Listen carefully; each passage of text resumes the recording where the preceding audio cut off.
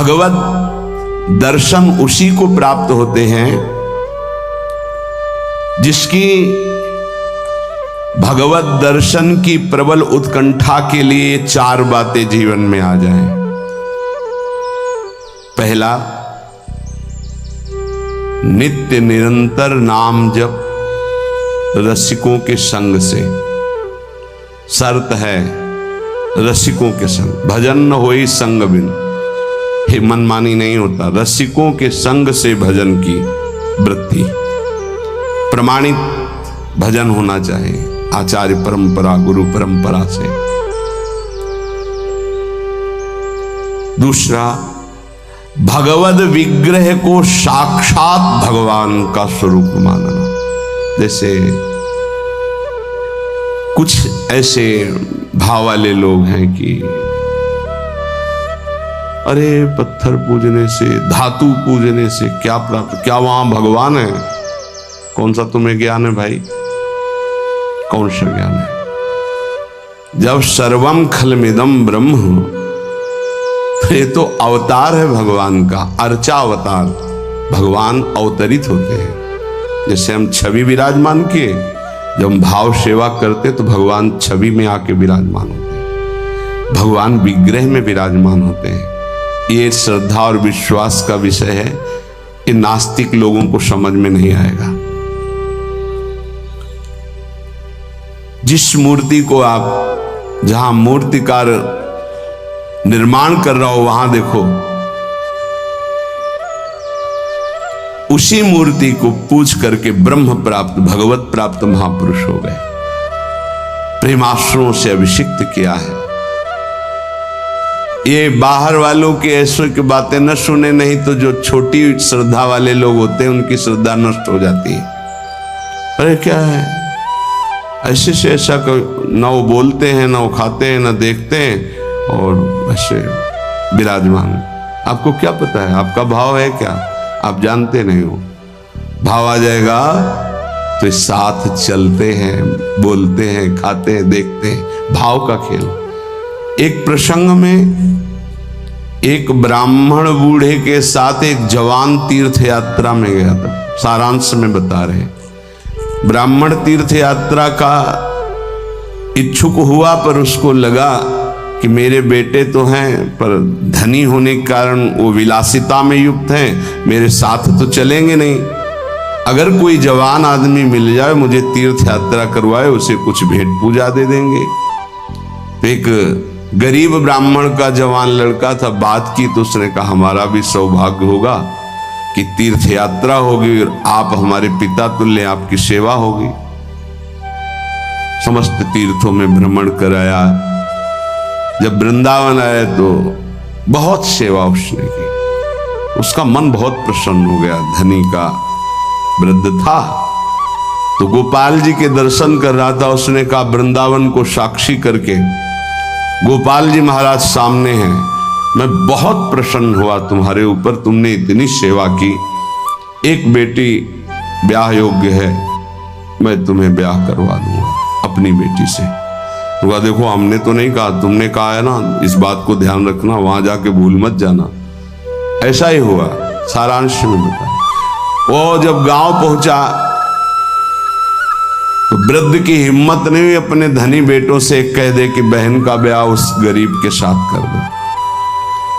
काफी दिन हो गए, कोई चर्चा नहीं, तो ब्याह की बात थी। उस गरीब ब्राह्मण ने जाके कहा बूढ़े ब्राह्मण से कि आपने कहा था भगवान के सामने कि अपनी बेटी का ब्याह तुम्हारे साथ कर देंगे।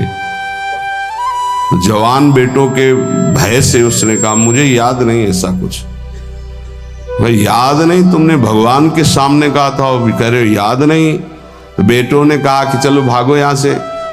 भगवान के सामने कहा बुलाओ भगवान को, अगर साक्षी दे देंगे तो हम बहन का ब्याह कर देंगे। बोले पक्का? तो उनको पता था कि मूर्ति कोई बोलती थोड़ी, चलती थोड़ी। तो उनका हाँ पक्का।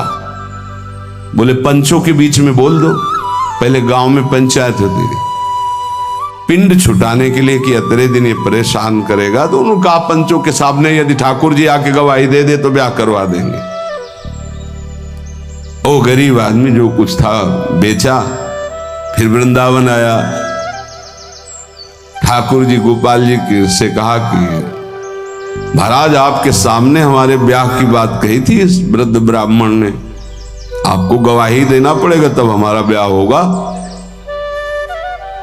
हाँ, कौन सुने। समय हुआ, ठाकुर जी का शयन भोग लगा, पट बंद हो गए, वो बैठे ही रहे बाहर।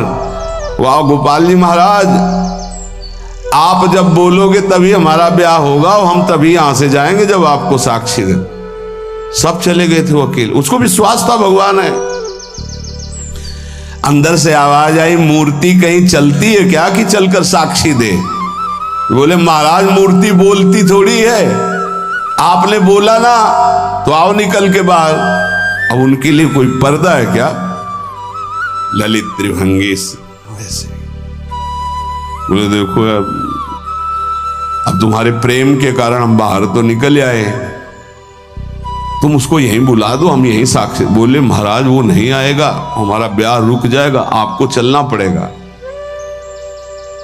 बोले चल तो देंगे लेकिन देखो हम वृंदावन के ठाकुर हैं, हमको तो अच्छा अच्छा माखन मिश्री और सब। भगवान ने बहानेबाजी।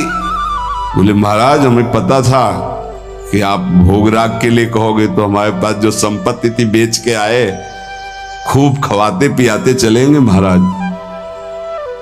बोले चलो अच्छा, देखो दृढ़ विश्वास। बोले महाराज हम जानेंगे कैसे कि आप आ रहे हो? बोले मेरे नूपुरों की ध्वनि सुनाई देगी, और देखो लौट कर जहां देख लोगे उससे आगे फिर हम नहीं जाएंगे। ठीक है महाराज, जब भोग लगाने का समय आएगा तो हम बोल देंगे, तब तुम हमारा भोग लगाना, और जब हम चलेंगे तो लौट कर पीछे नहीं देखोगे। ठीक है महाराज। अपने प्रांत पहुंचे, उड़ीसा प्रांत। गांव जब नजदीक रह गया तो सोचा मुड़ के तो देखे, केवल पायले धुनी है, ठाकुर जी भी है। मुड़ के देखा तो श्याम घन साक्षात प्रभु। प्रभु ने कहा देखो तुमने वादा तोड़ दिया, अब हम यहां से नहीं जाएंगे।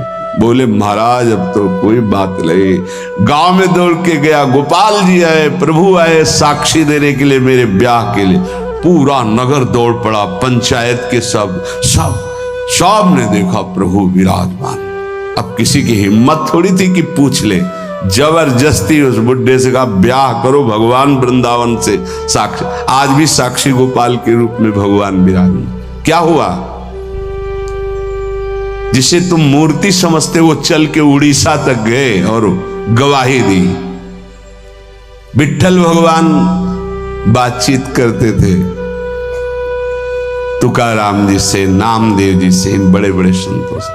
हरिवंश महाप्रभु, सेवक जी महाराज, बंचंद महाप्रभु तक बातचीत करते थे राधा वल्लभ लाल जी। प्रगट में एक बार मोहन चंद जी महाराज महाप्रभु के सबसे छोटे लाडले पुत्र थे। महाप्रभु राधा वल्लभ जी की सेवा परिचर्या में थे तो एक पात्र कटोरा था राधा वल्लभ जी की सेवा का, उसमें चरण छू गया श्री मोहन चंद जी का। महाप्रभु ने एक शपथ मारी, प्रभु के पात्रों को ऐसे। राधा वल्लभ जी के जब पत्रावली कर रहे थे तो कपोल में अंगुली बनी, तो उनका जय जय आप। तो बोले मोहन चंद के रूप में मैं ही तो अब खेल रहा हूं अपने पात्र, तुमने वहां मारा मुझे देखो लगा। महाप्रभु ने कहा क्षमा कीजिए प्रभु, ऐसी तन्मयता मोहन चंद जी की आप में है ये मुझे पता नहीं था। महाप्रभु से बात, स्वामी जी से, बिहारी देव जी से, बिहारी जो बात करते, आज भी महापुरुषों से प्रभु बात कर। ये केवल मूर्ति छवि का विषय नहीं होता। ये अज्ञानी जीव जो हैं ये केवल तर्क विवाद में फंसे रहते। श्रद्धा में तर्क विवाद नहीं होता। ये तर्क विवाद जहां होने लगे, ऐसी कोई वार्ता होने लगे, श्रद्धालु उपासक को बिल्कुल हट जाना चाहिए। भगवत दर्शन किसको प्राप्त होते हैं? पहला, जो रसिक महापुरुषों के गुरुदेव के अनुसार भजन करता, नाम जप, मंत्र जप। दूसरा, भगवद विग्रह को साक्षात प्रभु मान करके। कहो सो कहां जहां प्रभु नहीं, जब सर्वत्र प्रभु है तब तो हमने प्रभु का श्री विग्रह, अर्चा विग्रह, ये अर्चा अवतार है भगवान का। इनको विराजमान किया, साक्षात मेरे प्रभु हैं। ये बाहरी दर्शन है। तीसरा, प्रभु को अर्पित किए हुए प्रसाद के अलावा अरुचि होना। कुछ भी ऐसा जो हम प्रभु को अर्पित नहीं कर सकते वो हम नहीं पा सकते। प्रभु को अर्पित ना की हुई चाहे अमृत पड़ी हुई वस्तु हो, हमारी बिल्कुल श्रद्धा और रुचि नहीं। हमारे प्रियालाल ने नहीं पाया तो हम उसे चख नहीं सकते। ये भगवत प्राप्ति, भगवत दर्शन के लिए बहुत आवश्यक है। गुरु प्रदत्त भजन में आसक्ति, इष्ट के श्री विग्रह छवि में साक्षात भाव और इष्ट को अर्पित ना किए हुए वस्तु, वस्त्र, पदार्थ, भोगों में पूर्ण अरुचि। कई बार हमने ऐसे संतों को देखा जो अमनिया जैसे, पा लीजिए, नहीं अमनिया है ना, हम अपने ठाकुर को भोग लगा के पाएंगे या आप अपनी श्री जी को भोग लगा दीजिए तो पालेंगे, अन्यथा नहीं। अमनिया नहीं, अमनिया माला, पत्र, पुष्प, सुगंधित कुछ भी नहीं। हमारा जीवन प्रसादी हो जाना चाहिए। ये बहुत ध्यान से अपनी दिनचर्या में देखिए कि कभी अमनिया मत पाइए। चौथा, सहनशील। ये बहुत आवश्यक है। बहुत सहनशील उपासक को होना चाहिए। जितना सहोगे उतनी भक्ति प्रकाशित होगी। सहत सहत बाढ़े भगति, गृह तनु गुरु हितगार। गुरुदेव को समर्पित जीवन और सहनशीलता, निश्चित भगवत दर्शन। चार बातों से निश्चित भगवत दर्शन हो जाता है। ये बहुत खास बात है जिसको धारण करना बहुत कठिन है, पर गुरु कृपा पात्र बहुत सरल ढंग से इसे निर्वाह कर ले जाता है। क्या? किसी से मतलब नहीं। इस मार्ग के उपासक किसी से मतलब नहीं। पहले तो कहा पीछे वाले में कि जो विषयी पुरुषों का समूह है उनके संग से भयभीत रहे, कभी संग न करे। अब आगे वाले में महान संगा नाम किसका ये स्वरूप होता है?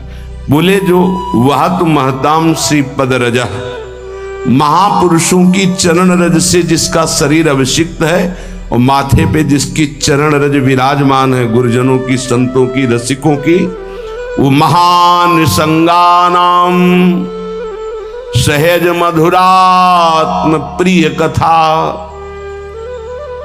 वो निसंग ही नहीं, महान निसंगानाम, जागृत स्वप्न सुषुप्ति, कभी भी कहीं भी उसका किसी से संबंध नहीं,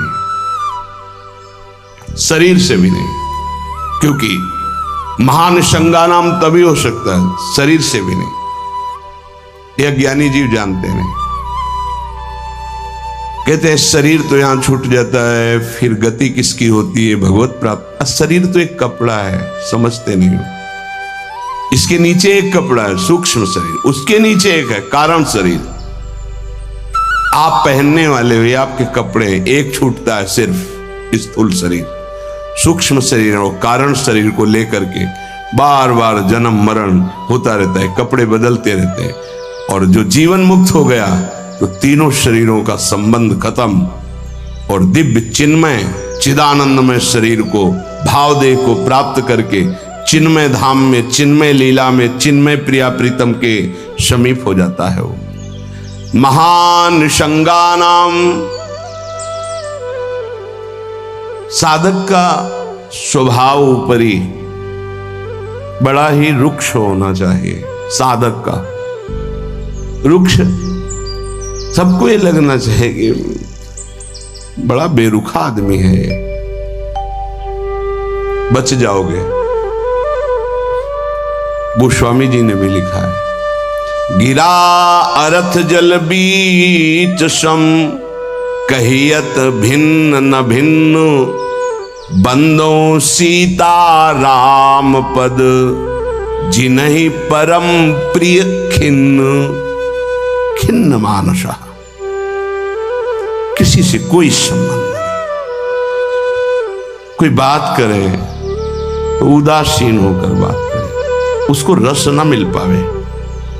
उसको प्रियता समझ में ना पावे। साधक की बात कह रहा हूं, आगे चल के तो सब जीवन शो प्रीति रीति निभात आपनी, वो स्थिति आ जाती है। पर साधक को चाहिए वो अपना बाहरी स्वभाव उदासीन रखे, खिन्न रखे।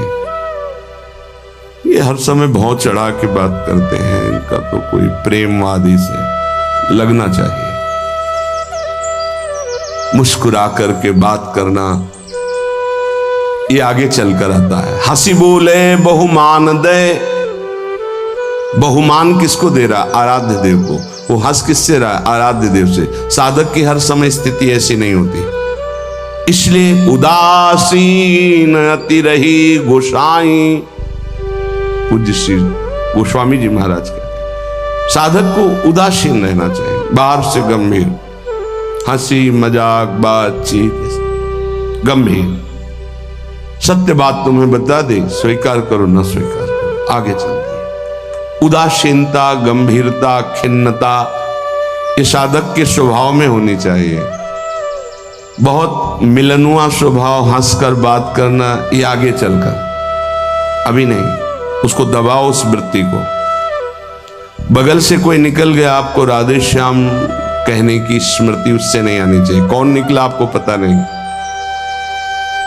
दर्शन कर रहे हैं, कभी कभी ये भी पता नहीं चलता कि प्रभु पोशाक कौन धारण किए। अगर नेत्र में नेत्र मिले तो 1 घंटा दर्शन हुआ तो केवल नेत्रों का ही दर्शन हुआ। पत्रावली कपोल में कैसी बनी ये भी याद नहीं रहा। ऐसी होती एकाग्रता। सत्संग सुनने गए तो सिर्फ वक्ता की मुखाकृति और वचन, आप बैठे आसपास, आपके कौन बैठा आपको कोई परिचय नहीं। ऐसी महानिसंगता उपासक को चाहिए। ये कब आती है?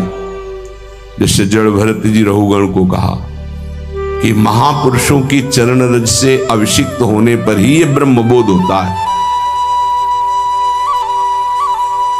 प्रहलाद जी ने कहा निष्किंचना नाम न वृणीत यावत, जब तक निष्किंचन महापुरुषों की चरण रज नहीं लगेगी तब तक ऐसी निष्ठा नहीं होती जैसी मेरी है। शिरो में शोल्लासम महत महताम सी पद रजा, ये महत पद रज कहां मिलेगी? हर कण वृंदावन का ये महापुरुषों की चरण रज, प्रियाजू की चरण रज महापुरुषों के आंसुओं से भींगा हुआ है। जहां की भी रज मिले उसे अपने धरोहर के रूप में, संपत्ति के रूप में, जैसे बहुत बड़ी क्या धरोहर, ये प्रिया प्रीतम की संपत्ति, प्रेम संपत्ति प्रदान करने वाली, इसे आप लगाओगे तो आप सुरक्षित हो जाओगे। ये कवच है। कई बार शास्त्रों बारे चर्चा हुई है, पर बड़े भाग्यशाली साधक उपासक उपासिका होंगी जो इस बात को स्वीकार किए हैं कि रोज स्नान के बाद शरीर में रज लगाते हैं। ना करते हो तो फिर सुन लो, तुम्हारे हृदय को ये विकार तब तक जलाएंगे जब तक प्रेम रस के योग्य नहीं हो जाएगा। उस जलन को सहने के लिए ये सद्यो वशीकरण चूर्ण मनंत शक्तिम तम राधिका चरण रेणु मनुष्य मरामी, ये श्री जी की चरण रज है जो आपको संभालेगी, कवच का काम करेगी। आपके शरीर में चरण रज लगी रहनी चाहिए। बिल्कुल मान लीजिए, अगर ये मान लोगे तो बहुत बड़ी वस्तु आपको प्राप्त होगी। शरीर में वृंदावन की रज लगी है, शरीर छूट जाए तो भगवत प्राप्ति हो जाएगी। मान लीजिए, बहुत बड़ी बात है। धन्य है वो उपासक जो रजोपसेवी है, रज लगाते हैं।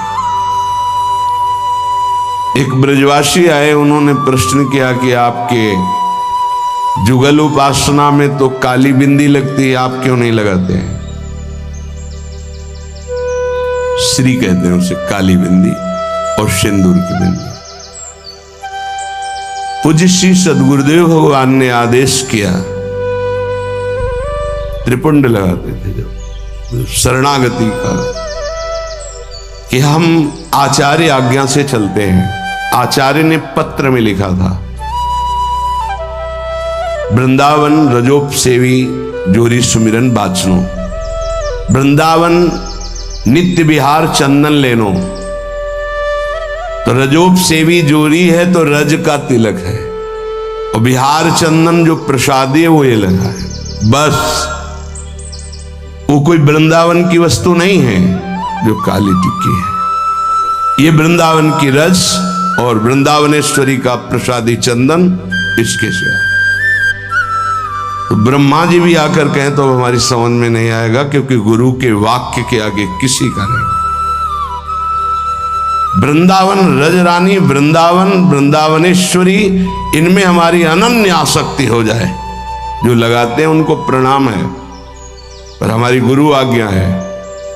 आचार्य श्री हितजू महाराज, वृंदावन रजोप सेवी हरिवंश जोरी सुमिरन बाचनो, वृंदावन नित्य विहार चंदन लेनो, आज्ञा है, उसी का पालन।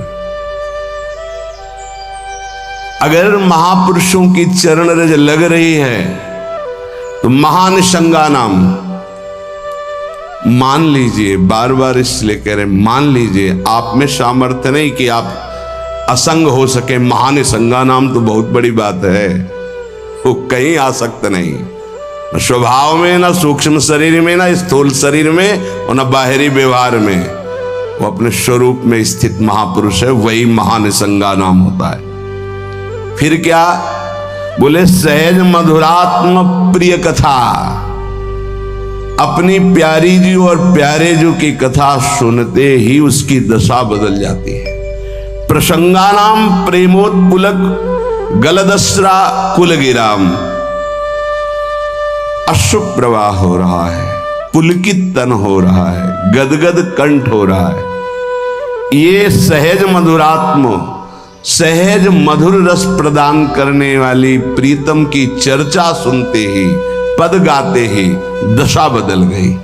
कैसे हुआ? बोले महापुरुषों की चरण रज का प्रभाव। अपारे श्री वृंदावन रस महाब्धो विहरताम, इस महाप्रेम रस के अपार समुद्र में विहरण करने वाली, जो जुगल जोरी विहार करने वाली श्री श्यामा श्याम है, इनके प्रेम में जो उल्लसित है, उनकी चरण रज सदैव मेरे माथे पे लगी रहे। तो सदा राधा कृष्ण प्रणय पुलकासुद गम भृतहा, राधा नाम सुनते रोमांच हो गया, अश्रु प्रवाह होने लगा। श्यामा श्याम की बात सुनते ही, पद सुनते ही पुलक, पुलकावली, अश्रु बहने लगे और देह कंपायमान होने लगी। ये बड़े भाग्यशाली, इसमें जानबूझकर नाटक न करे, स्वाभाविक आ जाएगा। नाम जप करो, रस सिंधु वृंदावन की रज लगाओ और रहनी से रहो तो स्थिति आ जाएगी। एकांत में चिल्ला चिल्ला के रोने का मन होता है। जैसे डकार आती है ना, तो उसको निकलना ही पड़ेगा। ऐसे रोना आता है स्वाभाविक। क्यों रोना आता है? कुछ चाहिए, कोई दुख, कोई विपत्ति? नहीं, स्वाभाविक वो एक प्रक्रिया है उस प्रेम की। रोना आता है, हल्का हो गया, रोया, थोड़ा शांत। अगर रोएगा नहीं तो रह नहीं सकता। उसकी दिनचर्या है रोना, कभी भी कहीं भी भाव आ जाएगा। किशोरी कंदर्पा कुल कनक गौरांग लतिका, जो किशोरी जो हमारी गौर वर्ण है, जो कनक लता हैं, ऐसे उपासक का यही जीवन हो जाती है। जीवन का तात्पर्य प्रसाद सृग वस्त्राभरण कृत भूषा प्रणयनो, वो इनके प्रसाद से प्राण पोषण करता है। इनके चरणामृत की ही वो वृत्ति साधना है। हमारा साधन बल क्या है? इनका चरणामृत। वस्त्राभरण, कोई भी वस्त्र बिना प्रसादी के लाडली जू का, गुरुदेव का, शरीर पे नहीं धारण। नवीन वस्त्र को देखा गुरुदेव भगवान कैसे प्रसादी करते हैं। पहले उसे धोते हैं, प्रक्षालन करते हैं, फिर सुखाते हैं, फिर श्री जी के सिंहासन में स्पर्श करा के रजरानी में ऐसे 1-2 बार फिर उसे धारण करते हैं। श्री जी का पहले धोते हैं नया वस्त्र, श्री जी के सिंहासन को अर्पित करके फिर रज रानी में 1-2 बार लोट लगा के उस वस्त्र को फिर धारण करते। वस्त्रा आभरण प्रसाद, प्रसाद स्वरूप ही हमारा भोजन है। प्रसाद चरणामृत, प्रसाद वस्त्र आभरण, प्रसादी माला, प्रसादी पुष्प, प्रसादी इत्र, इनका बड़ा आदर करें। श्री जी का प्रसाद, यही हमारा जीवन है। अगर अमनिया आप पाते हैं तो आपके हृदय में भाव सूखने लगेगा, अगर जग भी गया है। अमनिया जल भी नहीं, अमनिया भोजन भी नहीं, प्रसाद। प्रपद्ये श्री वृंदावन भुवि विचित्राखिल कलाहा, समस्त कलाओं में जानने वाली शिरोमणि श्री लाडली जो ऐसे उपासक के हृदय में अपनी समस्त कलाएं प्रकाशित कर देती, अर्थात वो सहचरी भाव को प्राप्त हो जाता है। विचित्र अखिल संगीत गायन कलाओं का, चतुरता का वो मूर्तिमान स्वरूप हो जाता है। ऐसे में वृंदावन की भूमि में उन प्रेमी जनों का आश्रय लेता हूं जो ऐसे जिनका जीवन हो गया है महानिशंगा नाम, किसी से संपर्क नहीं, और श्री जी के प्रति किशोरी कंदर्पाकुल कनक गौरांग लतिकाहा, जो गौरांगी श्री प्रिया जो हैं, लाडली जो हैं, जो श्याम तमाल की कनक बेल की तरह विराजमान हैं, ऐसी श्री स्वामिनी जी के प्रसादी से ही जिसका जीवन यापन होता है। ऐसे में रसिकों को इस वृंदावन भूमि में माथा रखकर प्रणाम करके उनकी चरण धूलि माथे पे धारण करता और उनका संग करने की अभिलाषा करता। ये भगवान की विशेष कृपा है कि हमें ऐसे महापुरुष रहनी बता रहे हैं। अगर प्रसाद का आप महत्व धारण करना प्रारंभ कर दिए हैं तो बहुत जल्दी प्रेम जागृत होगा। प्रसाद पर प्रसाद बुद्धि रखिए, राग द्वेष उस पर न रखिए। ये पदार्थ नहीं पाना है, ये पदार्थ अनुकूल है। प्रसाद में प्रसाद बुद्धि रखिए, न फल बुद्धि, न अन्न बुद्धि, न भोजन बुद्धि, न स्वाद बुद्धि, प्रसाद बुद्धि रखिए। प्रसादी वस्त्र को प्राणों से भी अधिक प्रिय मानिए। प्रसादी माला पुष्प मिले तो हृदय में आह्लाद होना चाहिए। सीधे मेरे प्रभु ने प्रसन्न होकर मुझे प्रदान किया है, दे कोई भी, लेकिन मेरी प्रियाजू ने मुझे प्रदान किया, एकदम आह्लाद, वही आपको प्रेम भाव में ले जाएगा। प्रसाद में भगवत बुद्धि बहुत ही पवित्र हृदय में होती, नहीं तो प्राय नहीं होती। प्रसाद देखते ही श्री जी का प्रसाद, ओह वाह, पुलकावली हो जाना।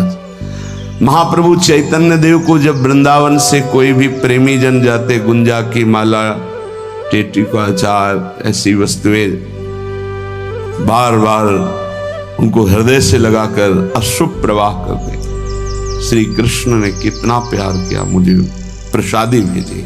वृंदावन की रज, वृंदावन का कुछ भी, महाप्रभु पुलकित हो जाते।